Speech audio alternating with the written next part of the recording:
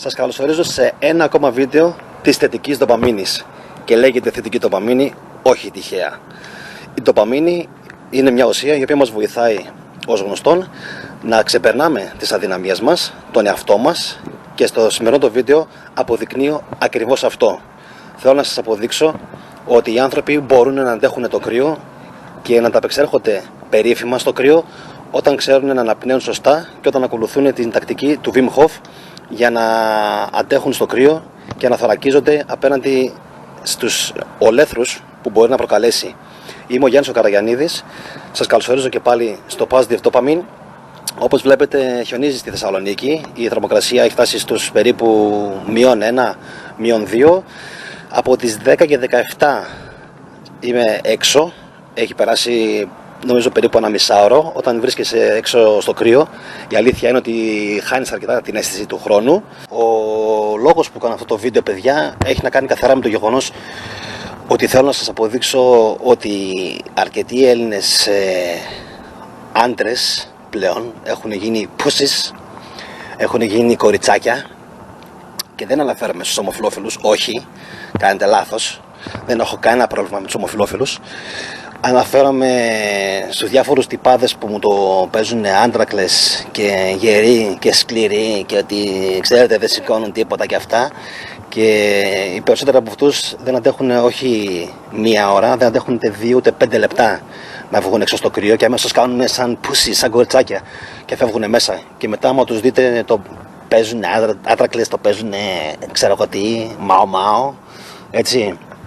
Και είναι αυτοί οι σκληροί και οι καλύτεροι και εσείς είστε τίποτα. Εγώ θέλω με το σημερινό βίντεο να σας περάσω το μήνυμα ότι πραγματικά μπορείτε να χτίσετε μέσω του κρύου χαρακτήρα. Έτσι. Το να φτάσει το σώμα σας να τρέμει από το κρύο, πραγματικά σας το λέω δηλαδή και να τριχιάζω, το να φτάσει στο σημείο το σώμα σας να τρέμει από το κρύο, να τρέμετε ολόκληρη, σύγκορμη, και εσείς θα συνεχίζετε να είστε έξω, αυτό δείχνει ότι έχετε πλέον αποκτήσει μια ψυχολογική ταυτότητα και ότι ξέρετε ποιος είστε και που βαδίζετε και τι μπορείτε να καταφέρετε στη ζωή σας. Επίσης πάντα πίστευα και πάντα θα το πιστεύω ότι για να ξεπεράσεις τον εαυτό σου θα πρέπει πρώτα να ξεπεράσεις τη φύση σου, θα πρέπει πρώτα να ξεπεράσεις κάποιες από τις αδυναμίες σου, θα πρέπει να υπερβείς τα όρια σου, αυτά που τουλάχιστον πιστεύεις εσύ ο ίδιος ή νομίζεις ότι πιστεύεις ότι μπορείς να καταφέρεις. Αυτό είναι που για μένα έχει την πιο μεγάλη σημασία, το να πάψεις να πιστεύεις ότι δεν μπορείς να καταφέρεις πράγματα στη ζωή σου. Έτσι. Και φυσικά και ξεκινάει από το κρύο και φυσικά και ξεκινάει από τον ήλιο το καλοκαίρι, ότι μπορείς αυτά τα φαινόμενα να τα καταπολεμήσεις και να είσαι πιο σκληρός από αυτά. Τι σημαίνει δηλαδή ότι τρέμει το σώμα μου? Να, μπορεί το σώμα μου τώρα αυτή τη στιγμή που μιλάμε να τρέμει σύγκορμο. Και τι πάει να πει δηλαδή, ότι θα τα παρατήσω, ότι θα φύγω μέσα, ότι θα πάω εύκολα στην εύκολη ζεστασιά του σπιτιού μου? Η εύκολη ζεστασιά του σπιτιού μου είναι ακριβώς 5 μέτρα από εδώ που κάθομαι τώρα. 5 μέτρα. Τι είναι λοιπόν αυτό που με κρατάει έξω? Η απόφαση. Η απόφαση και η αποφασιστικότητα φυσικά. Αυτό είναι που με κρατάει έξω. Έτσι. Και αυτό είναι κάτι το οποίο δεν μπορείτε να το καταλάβετε. Αυτό είναι κάτι που περνάει στο πετσί. Είναι κάτι το οποίο γίνεται βίωμα γενικότερα στη ζωή. Με όλα τα πράγματα. Αν το παρατήσετε στο κρύο, θα το παρατήσετε και σε άλλους τομείς. Αν το παρατήσετε το παιχνίδι στο 85, θα το παρατήσετε και σε άλλους τομείς. Αν παρατήσετε την προσπάθεια στο παραπέντε, έχετε χάσει. Οπότε σκεφτείτε αυτό που σας λέω. Σκεφτείτε ότι ο άνθρωπος μπορεί να καταφέρει τεράστια πράγματα όταν μπορεί να είναι κύριος του εαυτού του. Έτσι. Ξεκινήστε με το κρύο, ξεκινήστε με το φαγητό, μειώστε τις μερίδες σας στο μισό, έτσι. Γιατί όχι? Ξοδεύετε 50, ξοδέψτε 25, έτσι. Θέλει το μυαλό σας, τι να πω, θέλει το μυαλό σας ένα πανάκριβο αυτοκίνητο ή ένα αυτοκίνητο το οποίο αυτή τη στιγμή δεν μπορείτε να το αγοράσετε, έτσι, επειδή έχει 5, 10, 20.000 ευρώ, ωραία.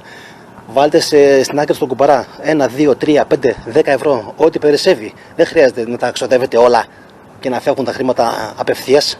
Όταν έχει κρύο, το πρώτο πράγμα που συμβαίνει είναι να εφοδιάζει το σώμα, τα όργανα τα εσωτερικά και να απομακρύνει το αίμα από τα άκρα σε μια προσπάθεια να υπερασπιστεί φυσικά το εσωτερικό περιεχόμενο του οργανισμού, έτσι, όπου βρίσκονται τα κυριότερα μας όργανα, και τα οποία είναι πολύ πιο σημαντικότερα από ότι είναι τα άκρα μας στην περίπτωση δηλαδή που παθαίνουμε υποθερμία.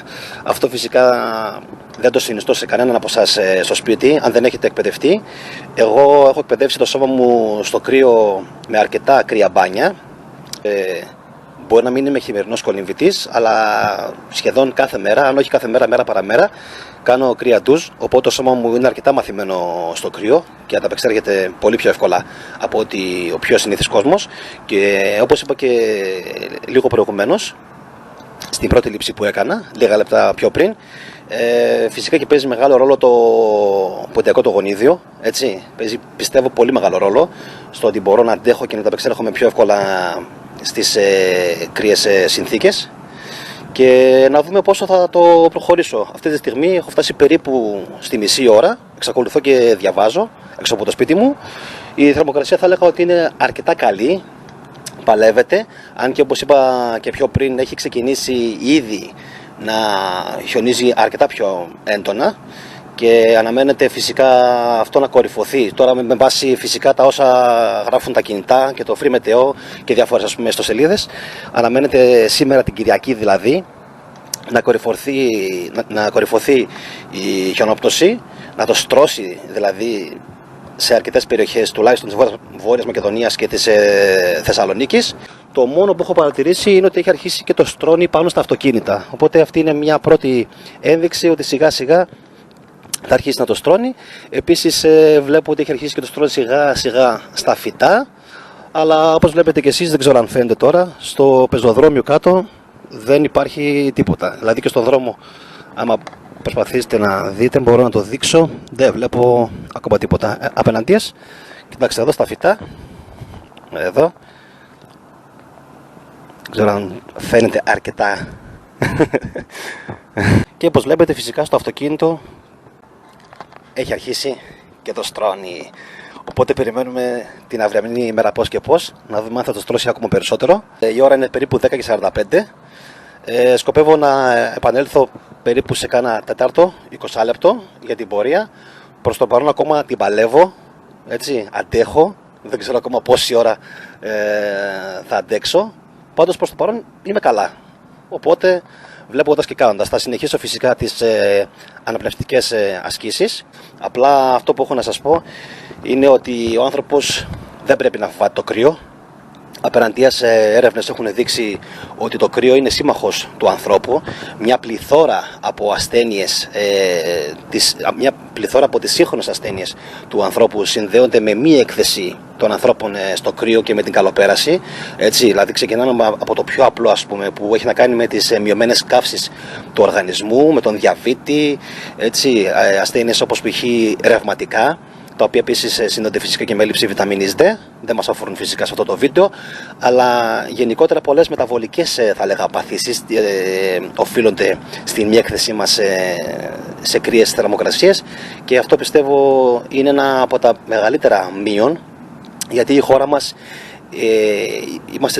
είμαστε σε μια χώρα και σε μια πολύ ευχάριστη θέση να εκτιθέμεθα και στις ευεργετικές ακτίνες του ηλίου αλλά και στο κρύο, οπότε αυτό είναι δυνατόν, γιατί και οι δύο αυτές διεργασίες και διαδικασίες, σκεφτείτε μόνο ότι βελτιώνουν και ενεργοποιούν τα μυτοχόνδρια. Είμαστε δηλαδή από τις πολύ λίγες τυχερές χώρες που μπορούμε να εκθέσουμε το σώμα μας, να κουνηθώ λίγο να με φέγγει το φως. Είμαστε από τις πολύ λίγες χώρες που μπορούμε ταυτόχρονα να έχουμε και έκθεση στον ήλιο και έκθεση στο κρύο, οπότε πιστεύω ότι θα μπορούσαν όλοι οι Έλληνες να το εκμεταλλευτούν και να έχουν τον καλύτερο δυνατόν μεταβολισμό. Επίσης να σας πω ότι το κρύο βοηθάει πάρα πολύ στην πρόληψη, το τονίζω, όχι στην αντιμετώπιση, στην πρόληψη του καρκίνου. Έχει δηλαδή το σκυλί. Λοιπόν, έχει επίσης αποδειχθεί ότι βοηθάει στις καρδιοπάθειες, έτσι, πάλι σε επίπεδο προλήψεων. Βασικά οτιδήποτε σας αναφέρω σχετίζεται με την πρόληψη των ασθενειών και όχι με την αντιμετώπιση. Σε σπάνιες περιπτώσεις, όταν κάτι έχει προχωρήσει, ας πούμε, αρκετά, μπορούμε να το αντιμετωπίσουμε πλέον. Οπότε θα έλεγα πως όταν κάποιος έχει ένα υγιεινό lifestyle, τότε είναι που μπορεί να προλάβει όλες τις ασθένειες. Αν οι ασθένειες καταφέρουν και εκδηλωθούν στο σώμα, λίγα πράγματα πλέον μπορούμε να κάνουμε. Οπότε πάντα να σκέφτεστε ότι μία σταγόνα πρόληψης ίσον 1000 σταγόνες θεραπείας. Και πραγματικά αυτό το πιστεύω και ισχύει. Λοιπόν, σας αφήνω να κάνω λίγες ασκήσεις αναπνοής και τα λέμε σε λιγάκι. Αισίως έχω φτάσει στα περίπου 50 λεπτά. Η ώρα είναι 11 και 10. Μην θέλοντας να κλέψω, θα πω όλη την αλήθεια. 11 και 17 βγήκα έξω.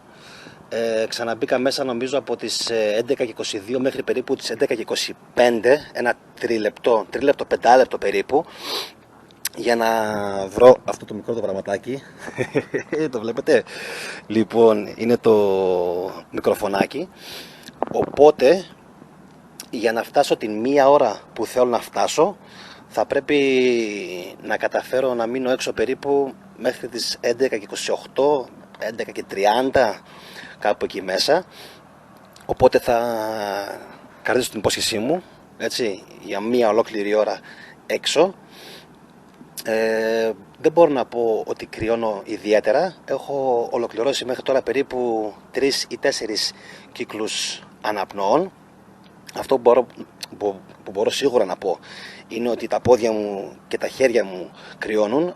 Πιο πολύ κρυώνουν τα χέρια μου, να πω την αλήθεια, παρά τα πόδια, πράγμα που το θεωρώ απίστευτο. Κανονικά θα περίμενα να συμβεί το αντίθετο. Έναντι όμως που ίσως να μην κρυώνουν τα πόδια επειδή πατάνε πάνω στις παντόφλες. Το ξαναλέω, πάλι δεν μπορώ να πω ότι κρυώνω ιδιαίτερα. Αυτό που παρατήρησα και σας είπα και προηγουμένως, το είχα θέσει νομίζω και πιο πριν, θυμάστε που σας είπα ότι το κρύο βοηθάει πάρα πολύ στη λειτουργία της καρδιάς. Δηλαδή αυτό που παρατήρησα πριν από λίγο κάνοντας τις ασκήσεις αναπνοής ήταν ότι η καρδιά μου χτυπούσε πιο ρυθμικά και πιο ήπια και πιο ήρεμα από ό,τι χτυπάει συνήθως. Γενικότερα, αν έχετε παρακολουθήσει κάποια βίντεο μου, έχω αρκετά αυξημένη LPA, η οποία είναι μια βρωμογλυποπρωτεΐνη την οποία κληρονομείς στην ουσία από τους προγόνους σου και δεν μπορείς πολλά πράγματα να κάνεις για να την βελτιώσεις ραγδαία και ιδιαίτερα.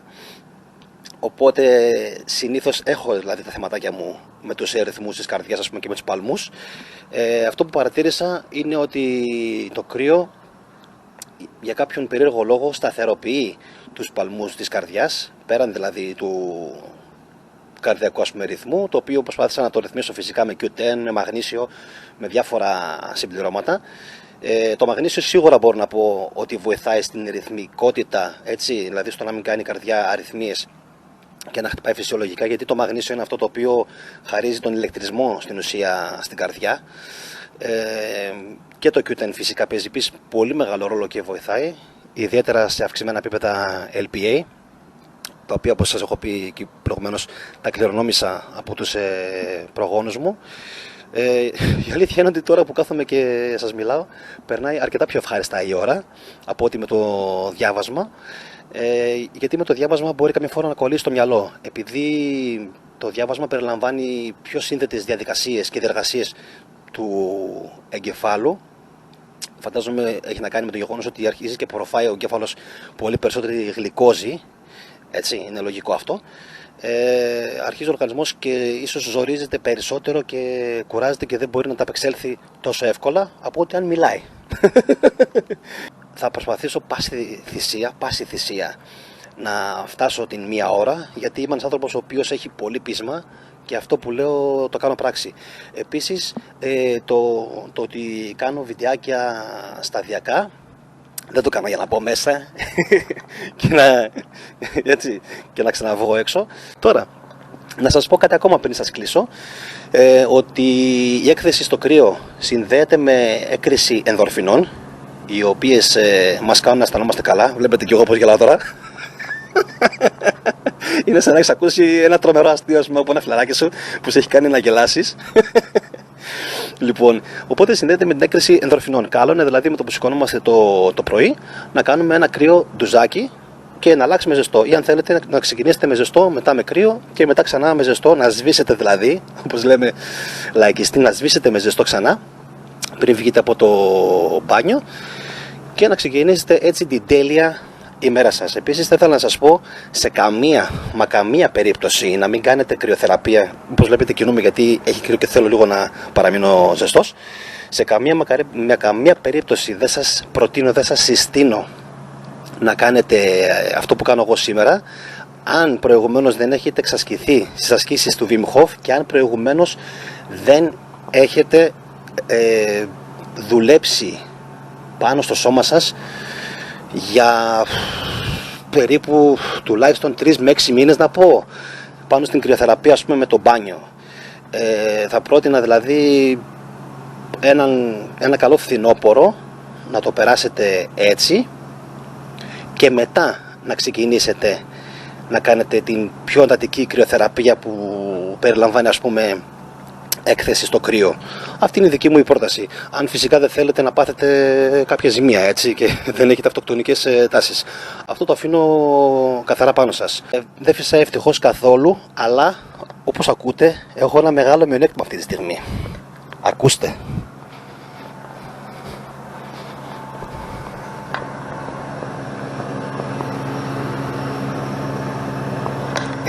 Είναι ο αέρας ο οποίος βγαίνει από το κλιματιστικό και δεν χρειάζεται να σας πω, αυτός ο αέρας που καταλήγει έρχεται και πάνω μου και πιστέψτε μου ότι όταν έχει πολύ κρύο το μόνο πράγμα που δεν θέλετε είναι κρύος αέρας. Το μόνο. Το κρύο σαν κρύο από μόνο του πιστεύω ότι αντέχεται πάρα πολύ. Το κρύο αέρα δεν μπορώ, αδερφέ, να τον αντέξω ούτε το φθινόπωρο, ούτε καν την άνοιξη. Τι να σας πω τώρα. Φανταστείτε λοιπόν το χειμώνα, πόσο πιο δύσκολα αντέχετε. Οπότε σας αφήνω και τα λέμε σε λίγο. Το σώμα μου αυτή τη στιγμή είναι σε υποθερμία, έτσι. Ή στα όρια, ας πούμε, υποθερμίας. Όταν θα μπω μέσα φυσικά, τα πάντα θα αλλάξουν και θα βρίσκομαι ξανά πάλι στη θαλπορή του σπιτιού μου. Αυτή τη στιγμή ο εγκεφαλός μου τώρα τα έχει παίξει. Έτσι, ζητάει επιγόντως.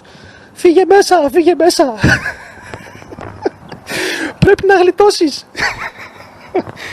Και στο σημείο αυτό, παιδιά, θέλω να σας πω μια απίστευτη ιστορία.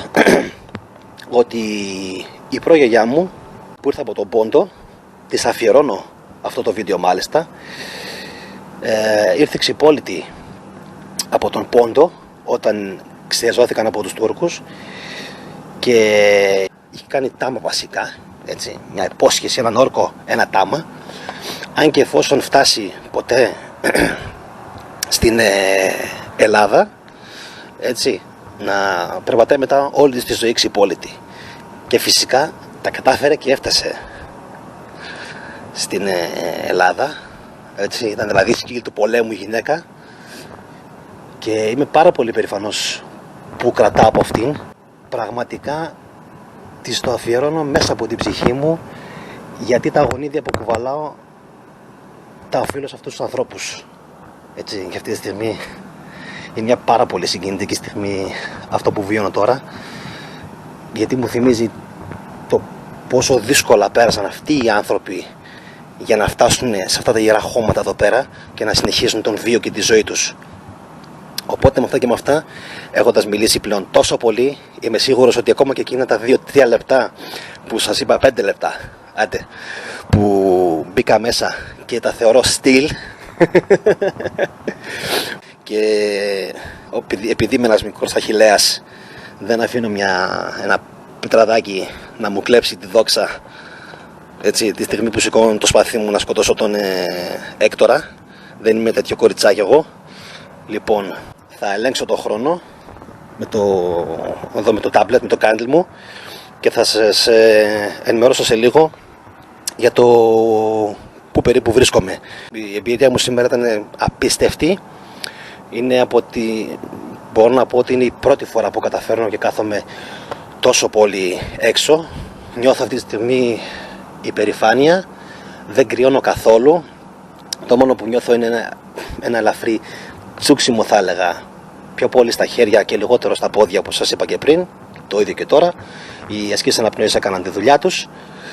Οπότε θα σας ενημερώσω σε λιγάκι με ένα τελευταίο ακόμα που θα κάνω, έχοντας τσεκάρει την ώρα. Έτσι, για το λόγο το αληθές, προσπάθησα όσο μπορούσα να σας μιλάω για να έχετε εικόνα του τι έκανα, για να έχετε εικόνα ότι ήμουνα έξω και δεν ήμουνα μέσα.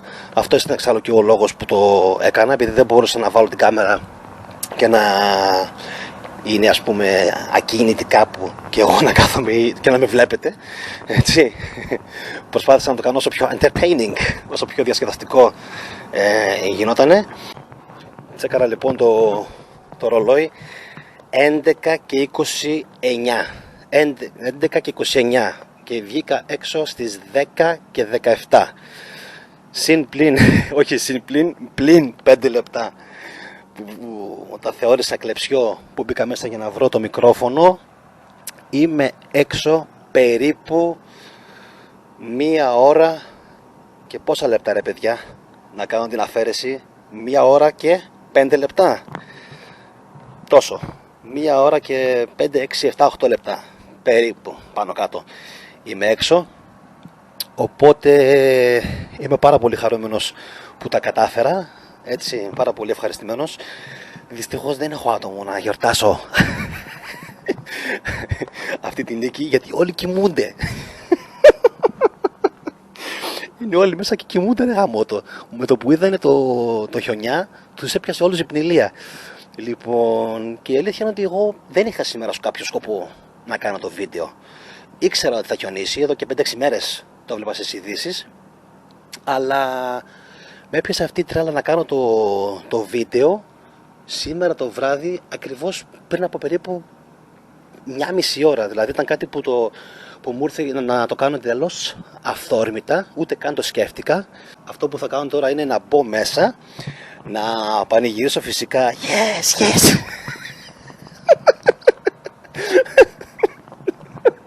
Μόνος μου φυσικά το τέτοιο, τη νίκη μου. Αρχικά σκοπεύω να αφήσω το σώμα μου μόνο το να ζεσταθεί στο σπίτι. Στη συνέχεια θα πιω 1 με 2 τσαγάκια χαμομήλι σίγουρα, για να ερεμήσω και το νευρικό μου σύστημα, γιατί το νευρικό σύστημα τσιτώνει λιγάκι με την έκθεση στο κρύο. Αφού ζεσταθώ αρκετά, μετά θα κάνω ένα ζεστό μπάνιο, γιατί αν μετά από 1 ώρα και έκθεση στο κρύο και στο χιόνι, εντάξει, χιόνι τώρα δεν έχει πολύ, αλλά ας πούμε στο κρύο, μπει κάποιος απευθείας στο ζεστό μπάνιο, μπορείς να πάθεις μέχρι και έγκαυμα.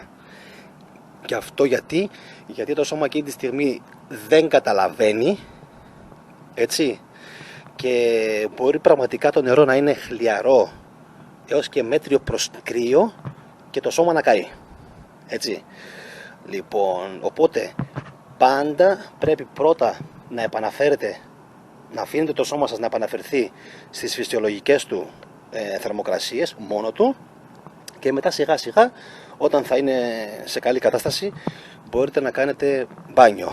Αν σας άρεσε το βίντεο που έκανα, αν σας άρεσε, δεν μπορώ ούτε καν, πραγματικά δεν μπορώ να το κάνω, να σηκώσω το δαχτυλάκι μου.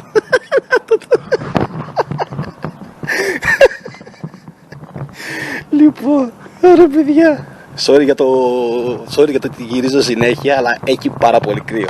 Λοιπόν, αν σας άρεσε το βίντεο, δώστε μου ένα like. Λοιπόν, θέλω φυσικά να σχολιάσετε όπως πάντα. Αφήστε μου τα δικά σας τα σχόλια, τις δικές σας τις εμπειρίες με το κρύο, με τις κρυοθεραπείες, αν είστε χειμερινοί κονιβητές, το ρεκόρ σας, τι έχετε κάνει, τι προτάσεις έχετε, τι έκανα λάθος, τι θα μπορούσα να κάνω καλύτερα, τι κάνετε εσείς ή τι έχετε κάνει, τι έχετε ακούσει, τι έχετε διαβάσει, έτσι, τα πάντα. Αφήστε μου από κάτω τις προτάσεις σας στην περιγραφή. Σας καληνυχτίζω, να είστε όλοι, μα όλοι καλά, μέχρι και το επόμενο βίντεο. Ο Γιάννης ο Καραγιαννίδης. Χαιρετώ. Τέλος λοιπόν για σήμερα, παιδιά, 73 λεπτά ήταν ο συνολικός χρόνος που κατάφερα και μέτρησα. Έχω βάλει ήδη εδώ το βραστήρα να ζεστάνει το ζεστό νερό. Νομίζω ήταν κάτι που το έκανα σχετικά εύκολα. Δεν ξέρω αν και κατά πόσον φάνηκε στο βίντεο ή πώς το εκλάβατε εσείς. Εμένα τουλάχιστον μου φάνηκε αρκετά εύκολη η δοκιμασία. Δεν ήταν κάτι που με ζόρισε ιδιαίτερα. Μόνο μετά την μία ώρα ίσως ξεκίνησε το σώμα μου να παράγει περισσότερη κούραση και εξάντληση. Αυτά από μένα και σας χαιρετώ. Ελπίζω να είστε όλοι καλά, να σας άρεσε το βίντεο, να το απολαύσατε, να σας μετέφερα έστω και ένα κομμάτι από τις γνώσεις που έχω και δεν σας ξεχνάω. Θα υπάρξει ένα βίντεο στο οποίο θα σας δείξω πώς γίνονται ασκήσεις αναπνοής και φυσικά θα σας δώσω και link με τα ίδια τα βίντεο του Wim Hof, ο οποίος θεωρείται και ο master έτσι, αυτής της δοκιμασίας και διαδικασίας των ασκήσεων αναπνοής, όπου μπορείτε να το κοιτάξετε. Αν φυσικά και εφόσον το θέλετε, μπορώ να κάνω και εγώ ένα βίντεο για τις ασκήσεις αναπνοής, ένα πολύ μικρό ας πούμε, έτσι, tutorial βιντεάκι, το οποίο δεν νομίζω να χρειάζεται να διαρκέσει πάνω από 1 λεπτό.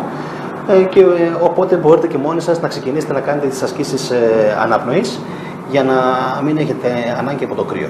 Αυτά από μένα, χαιρετώ, να είστε όλοι καλά. Μιλάμε.